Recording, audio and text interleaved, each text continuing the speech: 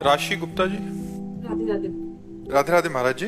महाराज जी, जब भी हम कोई नया कार्य शुरू करते हैं ऐसा कहा जाता है कि किसी को ना बताया जाए, क्योंकि पहले बता देने से वो कार्य सफल नहीं होता। क्या ये कोई मान्यता है? नहीं, ऐसी कोई मान्यता नहीं। अपने कार्य को गुप्त रखने से कार्य में पुष्टता होती है। अब हम किसी से कह रहे हैं हम ऐसा करेंगे, हम ऐसा करेंगे, पता नहीं कर पाए कि ना कर पाए, तो एक उपहास के हम पात्र बनेंगे।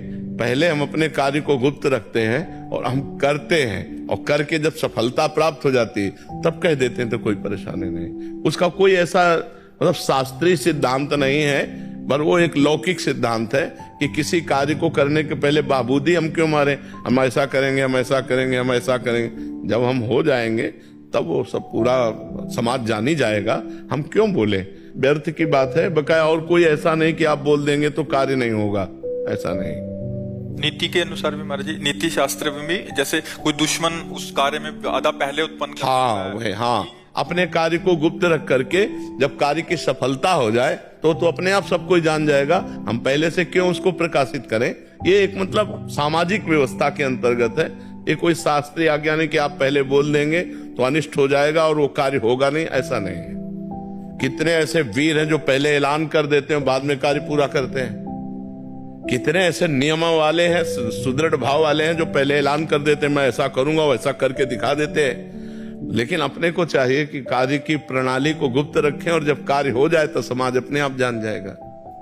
महाराज जी, अगर कोई निंदा कर रहा हो और आप सिर्फ सुन रहे हैं तो क्या हमें भी उतना ही पाप लगता है जितना निंदा करने वाले को? बिल्कुल। तो ऐसा क्या करें कि सुना हुआ निंदा माफी मिल जाए? ऐसे कान में अंगुली डाले सुने ना।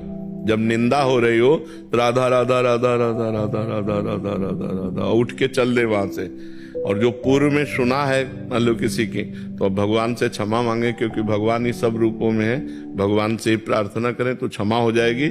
आगे से सावधान रहें। जहां किसी की निंदा हो रही हो तो पर निंदा के किए ते आवत नहीं कछुआत, मूरख पर्वत पाप को ले चल अपने साथ, लेना न देना बेमतलब में पाप की पोटरी सिर पर बांध रहे। अरे वो भला है बुरा है जैसा है भगवान जाने, हमको क्या मतलब। हमको अपना हृदय पवित्र करना है। तो किसी की बुराई सुनने से अपना हृदय अपवित्र होता है, मलिन होता है, हमारे ऊपर पाप चढ़ता है। तो हम पाप की बात क्यों सुने, उस समय तुरंत कान में अंगुली डालें।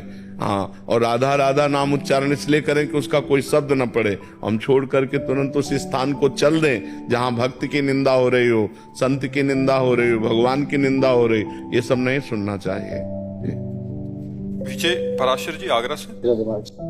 महाराज जी राधे राधे। महाराज जी, आपसे जानना चाहता हूँ कि जब हम लड्डू गोपाल जी को नहलाते हैं तो उस जल का निस्तारण कैसे करें? अभी तक तो मैं देखता आ रहा था कि हमारे परिवार उस जल को तुलसी जी के पौधे में डाल देते थे। क्या ये सही है महाराज? हाँ थोड़ा तो चरणामृत ले, आचमन करे, और फिर अगर तुलसी जी हैं तो तुलसी जी में डाल दे, नहीं तो उसको एक पात्र में भर के रखता जाए, और फिर गंगा यमुना नदी में जो आसपास अपने पवित्र नदियां हों उनमें उसमें मिला दे।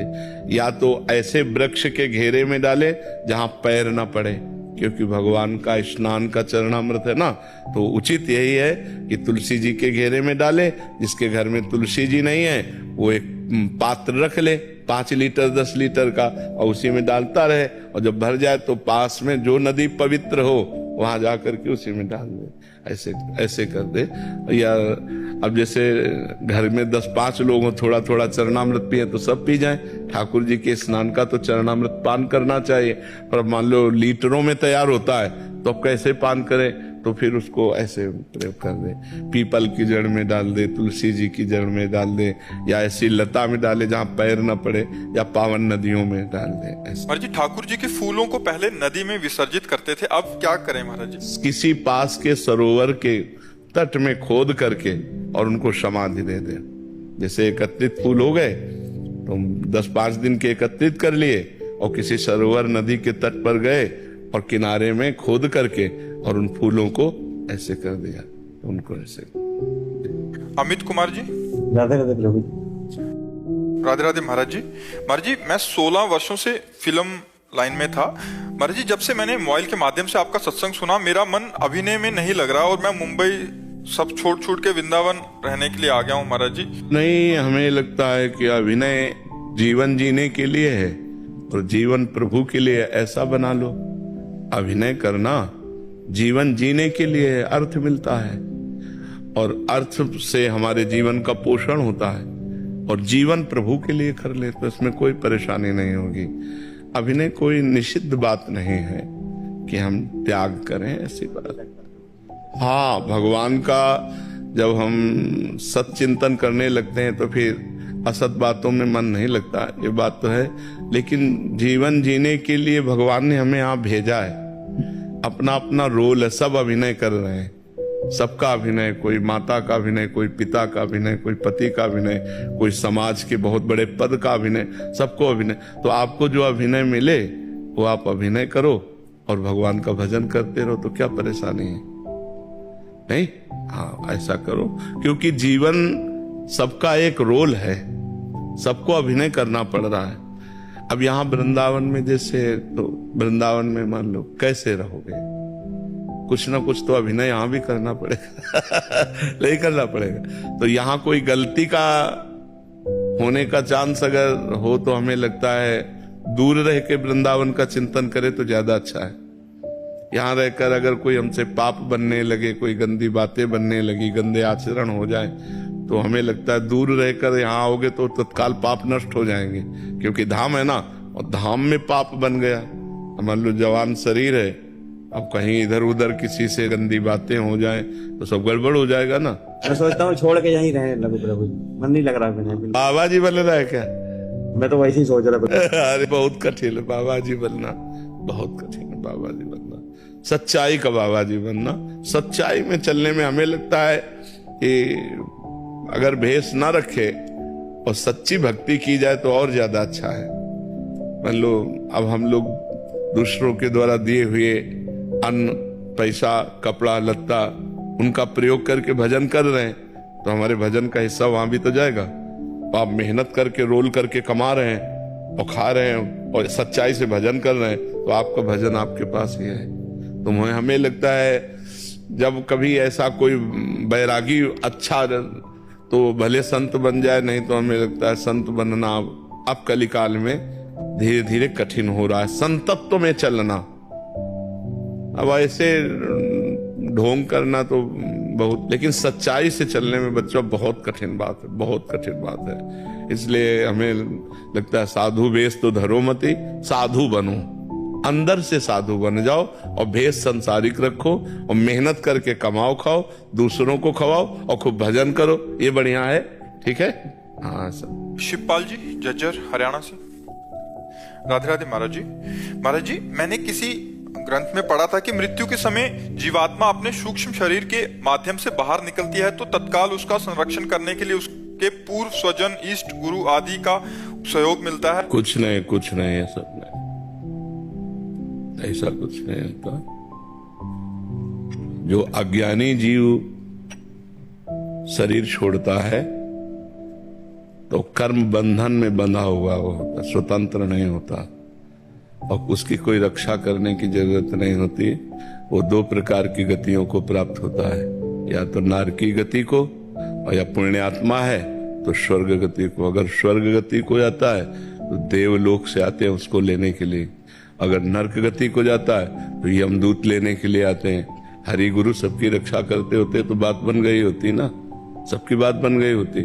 और जो भक्त है उसका जब शरीर छूटता है, जो वास्तविक भगवान की भक्ति करता रहा है, अंत समय में स्मरण हो गया भगवान का, तो भगवान को प्राप्त हो जाता है। अगर अंत समय स्मरण नहीं हुआ उसका तो पुण्यवानों के लोकों में जाकर के सुख भोगता है। फिर यहाँ मृत्यु लोक में श्रीवान, कुलवान, धनवानों के यहाँ उसका जन्म होता है और वो पूर्व भजन जहाँ से उसका रुका हुआ था वहां से फिर भजन चल करके वो भगवान को प्राप्त हो लेता है। तो ऐसी गतियां, ऐसा नहीं कि सब परिवार के स्वजन, कोई स्वतंत्र है क्या?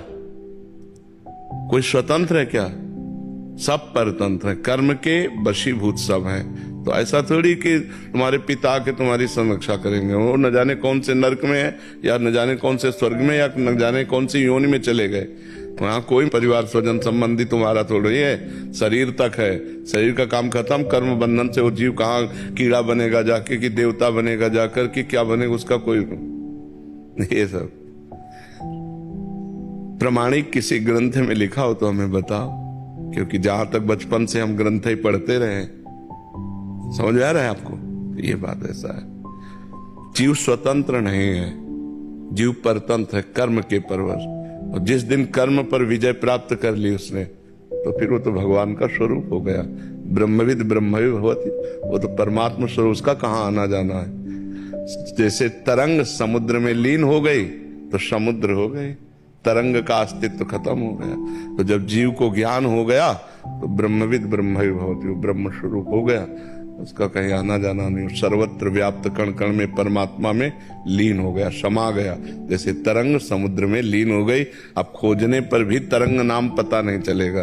तरंग वायु विकार, तो जीव माया विकार, माया विकार नष्ट हुआ, परमात्मा स्वरूप हो गया। जब आना जाना है तो वो जहां आना जाना है वहां के पार्षद ले जाएंगे, माता पिता परिवार, ये सब, इन सब का प्रवेश नहीं है। जी राजेश कुमार जी,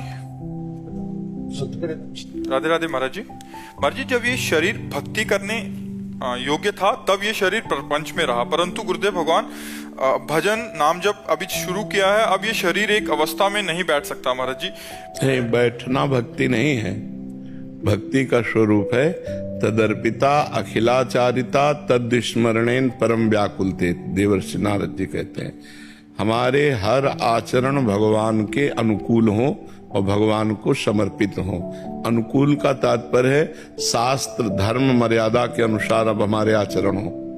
कोई भी आचरण धर्म के विरुद्ध ना हो, पाप आचरण नहीं होना चाहिए, और वो कर्म भगवान को समर्पित होना चाहिए।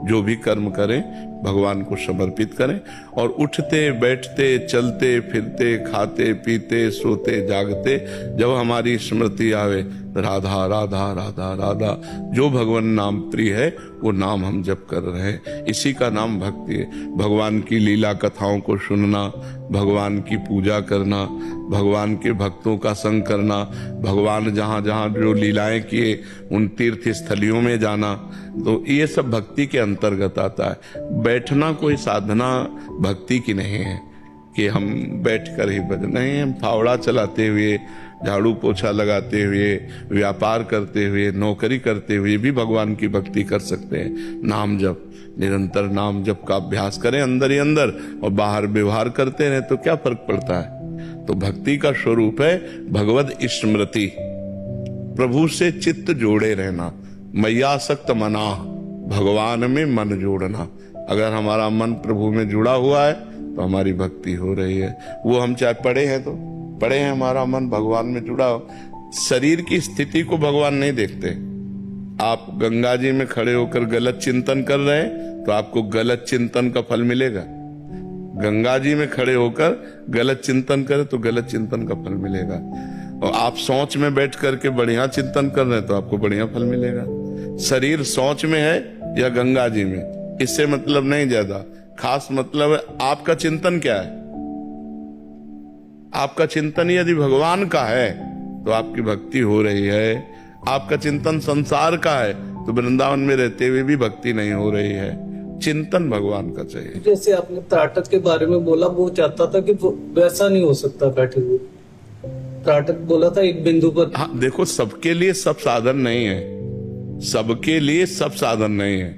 अब जो हमारे सामने जैसे 500 जवान साधक है तो उनको तुम बोलेंगे यार 1 घंटा तो बैठो पद्मासन में, अब वो जवान है वो आराम से बैठ सकते हैं। अब ये बात सबके लिए नहीं है। अब वो विरक्त है, उनके लिए अल्पाहार करो, 4 घंटे सो, ऐसे चलो।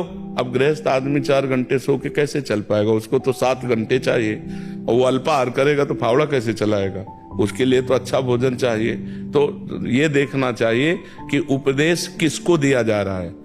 अगर उपदेश विरक्त को दिया जा रहा है तो उसमें से जो बातें हमारे लायक है वो हम ले लेते हैं, बकाया वो तो विरक्त के लिए है। अपने को देखना है, अपने गृहस्थ हैं, अपना सतमार्ग कैसे चलना है। या कभी किसी बात पर संशय हो तो पूछ लेना चाहिए, जैसे अभी पूछा। ठीक है जी। आशीष जी, राधा वल्लभ श्री महाराज जी, आपके चरणों में कोटि कोटि प्रणाम। महाराज जी, मेरा प्रश्न है कि जब नाम जप करते हैं तो जिनका नाम जप करते हैं यानी नामी के स्वरूप का ध्यान आता है, जैसे राधा नाम में राधा जी का स्वरूप का ध्यान आता है, वैसे राम जी में राम जी, इसी प्रकार जब तत्व रूप में राम कृष्ण राधा जी एक ही हैं तो नाम जप में स्वरूप में भेद क्यों है महाराज जी? क्योंकि नाम में भेद है ना, नाम में भेद है ना। राधा नाम लिया तो राधा रूप उन्होंने धारण किया है तो राधा रूप आएगा। राम नाम लिया तो राम रूप आएगा, शिव नाम लिया तो शिव रूप आएगा, अगर ओम नाम लो तो तत्व आएगा। महाराज जी एक छोटा सा प्रार्थना है, किसी ने स्वरूप के दर्शन ही नहीं किए हुए हैं तो नाम देखिए, रूप नाम आदि ना, वो नाम ही तो करवा रहा है। बिना नाम जप के ऐसे झांकी आ जाएगी क्या? ऐसे आ जाएगा क्या? ये चित्रपटों में जो है वही है क्या? अरे भाई, कोटि कोटि रसना जो रोम रोम प्रत्यों, प्यारी जू के रूप को न प्रमाण कहो जाता है। जो को कोटि कलप लगी जीवे, रसना कोटिक पावे, तो रुचिर बदनार बिंद की शोभा कहत ना आवे। जब हम राधा राधा राधा राधा राधा बहुत जपेंगे, हमारा मन निष्पाप होगा, तब राधा रूप झलकेगा। और जब राधा रूप झलकेगा तो प्रेम में हो जाओगे। समझ पा रहे हो आप? महाराज जी प्राकृत स्वरूप चिदानंद स्वरूप एक नहीं हो सकता किसी से? नहीं, कदापि नहीं हो सकता। भगवान का कभी प्राकृतिक रूप होता ही नहीं है। जैसे ये चित्रपट आप देख रहे हैं, ये मानसिक कल्पना में आया। इसमें जो स्याही लगी है वो मायाकृत लगी हुई है। इसमें चित्रकार की भावना है। जैसे मानो ये सखी है तुंग विद्याजू, तो ये ऐसी है तुंग विद्याजू, कल्पना कर सकते हैं। अब हम मानी संख्या तुंग विद्याजू, मानी संख्या, जैसे स्कूल में सवाल हल करना होता था तो लगाया जाता था मानी संख्या, कुछ भी रख लो और सवाल हल हो जाता था। तो मानी संख्या तुंग विद्याजू। अब हम इन्हें मान के हे तुंग विद्याजू पूजन करते हैं और ध्यान में तत्पर होते हैं। तो हम प्राकृतिक तुंग विद्याजू के रूप का चिंतन करते हुए चिदानंद रूप में पहुंच जाएंगे। ये जो हमारा प्राकृतिक स्वरूप है, आज तक कोई स्याही ही नहीं बनी जो श्याम सुंदर की श्यामता है। आज तक वो कोई गोरा वर्ण ही नहीं है जो हमारी प्यारी जू का है। पीता अरुणच्छम अनंत तड़िल लताभम, एक बिजली चमकती तो होश खराब हो जाते हैं। अनंत बिजलियां एक साथ उदय हो, ऐसी कांति है श्री राधा किशोरी जू की। कैसे झेल पाएगा कोई? तो हम माना श्री राधा जी और पूजन करने लगे और नाम जप करने लगे, तो हमारी इंद्रियों में प्राकृतिक जो क्षमता थी वो हटने लगी और चिदानंद क्षमता आने लगी। धीरे धीरे धीरे धीरे ये रूप गायब हो जाएगा। जो असली स्वरूप है वो स्वरूप आ जाएगा यदि नाम जप कर रहे और प्राकृतिक रूप की आराधना कर रहे हैं। जो प्राकृतिक हम पाषाण मूर्ति विराजमान के या अष्ट धातु या चित्रपट रूप में, इन्हीं की आराधना से हमें चिदानंद रूप की प्राप्ति हो जाएगी। हाँ, चिदानंद तक पहुंचना है। क्योंकि जैसे हमारे प्राकृतिक नेत्र हैं और बिहारी जी चिदानंद में हैं, तो क्या हमें सुख मिलता है? अगर सुख मिले तो फिर बिहारी जी के सिवा कुछ याद ना आवे, बिहारी जी के सिवा और कुछ देखने का मन ना हो। सुख मिले तब ना, लेकिन थोड़ी देर बाद फिर मंदिर देखने लगते हैं, इधर उधर देख के फिर अच्छा। तो ना वो नेत्र है और ना वो हम रूप देख पा रहे हैं। जो बिहारी जी का रूप स्वामी जी देखते थे वो हम देख पा रहे हैं क्या? है तो वही बिहारी जी। अब जब हम कुंज बिहारी श्री हरदास, कुंज बिहारी श्री हरदास खूब नाम जप करें, हमारे नेत्रों में जब चिदानंद पावर जागे तो देखेंगे कि कोटि कोटि कामों को भी मूर्छित कर देने वाले बिहारी जो है। कोटि काम लावण्य बिहारी, कोटि काम, करोड़ों, एक काम पूरे त्रिभुवन को नचनी नाच नचाए, करोड़ों काम को भी मूर्छित कर देने वाले बिहारी जो हैं। अब वो भजन से होगा। खूब हम भजन करें, बिहारी जी की आराधना करें, तब हमें नेत्रों में नेत्र मिले, मानस नेत्र, तब फिर हम चिदानंद में देह तुम्हारी विगत विकार जान अधिकारी, फिर अधिकार वो आ जाएगा, फिर जानने में आ जाएगा। अभिषेक पांडे जी फतेहपुर से। राधा वल्लभ जी। राधे राधे महाराज जी। महाराज जी मैं एक विद्यार्थी हूँ और घर से बाहर अकेले रहता हूँ। कभी कभी सबके बीच में पूरा अभ्यास बस हंसी मजाक में वाणी या चेष्टा से गलती हो जाती है। एकांत में आता हूँ, भजन करता हूँ तो मन इतना तेज जलाता है। तो पहले 10 मिनट नाम कीर्तन किया करो तो वाणी का अपराध नष्ट हो जाएगा। जब हम भजन में बैठे तो उसके पहले जो हमें नाम प्रिय हो वो नाम ध्वनि से कीर्तन करें, तो नाम कीर्तन से जो वाणी के द्वारा अपराध किया गया है वो तुरंत क्षमा हो जाता है। वाक इंद्रिय से जो पाप बनता है, अगर हमको लगता है कि हमारी वाक इंद्रिय से त्रुटि हो गई तो हम नाम कीर्तन करते हैं, फिर नाम जप में बैठते हैं। तो कीर्तन करने से निरपराध होकर के हमारे पापों का नाश कीर्तन से बहुत जल्दी होता है। नाम संकीर्तनम यस्य सर्व पाप प्रणाशनम, सारे पापों का नाश होता है। और फिर हम शांत भाव से बैठ करके नाम का चिंतन करें, नाम का जप करें। सुरेंद्र भाटिया जी, राधे राधे। गुरुजी पाप क्या है और पुण्य क्या है?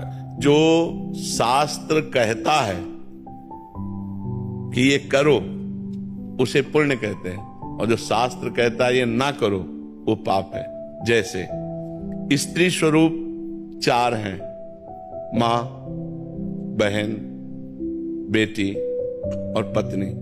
अब एक स्त्री स्वरूप पत्नी से जो व्यवहार करना है वो 3 से नहीं करना है। 3 में जो व्यवहार करना है वो पत्नी से नहीं करना।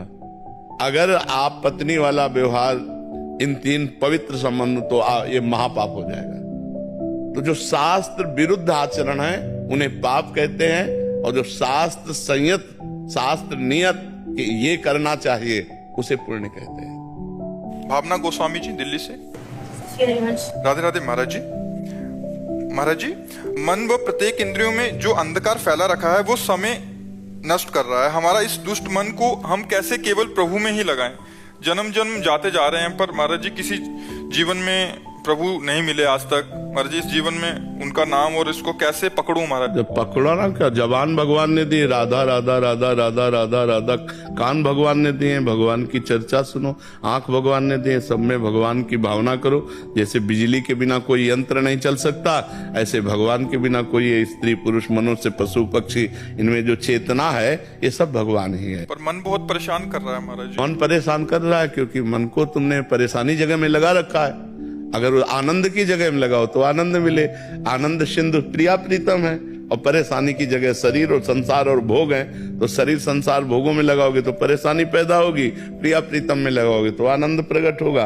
अब प्रिया प्रीतम में लग नहीं रहा क्योंकि बहुत जन्मों से संसार में लगा रहा है, तो अब प्रयास करो। मनुष्य जन्म मिला है, प्रयत्न मिला है, आप उठते बैठते चलते फिरते राधा राधा राधा राधा जपने की कोशिश करो। चतुरासी जी का पाठ करो, श्री जी की सेवा विराजमान करो, पवित्र आचरण रहे, शरीर पवित्र रहे और आचरण पवित्र रहे। अभी मन आनंदित होने लगेगा। अब गंदे आचरणों में मन जा रहा है और हम उसे छूट दिए हैं, और जो मन आता है वो करता है, जो मन आता है वो हम खाते हैं, जैसे मन आता है वैसे हम जी रहे हैं, तो मन शांत तो रहेगा ही। मन के अनुसार नहीं चलना, धर्म के अनुसार चलना है, प्रभु के अनुसार चलना, तभी शांति मिलेगी।